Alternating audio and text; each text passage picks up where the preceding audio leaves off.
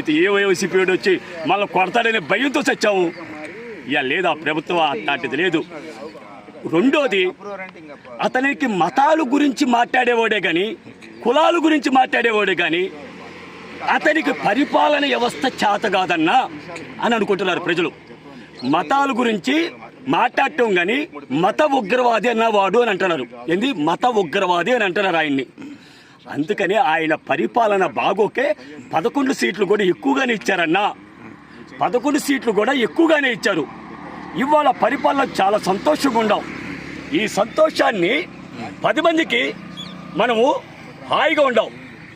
ఇవాళ అతను ఏదొచ్చినా కానీ అసలు ప్రజలు మర్చిపోయారు. చంద్రబాబు నాయుడు ఆయన మర్చిపోమనండి, ఇంకా జగన్మోహన్ రెడ్డి అనే మాట మాట్లాడదంటున్నారు. ఎందుకన్నా ఆయన గురించి మాట్లాడుకోవటం? గతంలో జగన్మోహన్ రెడ్డి గురించి మాట్లాడుకున్నాం.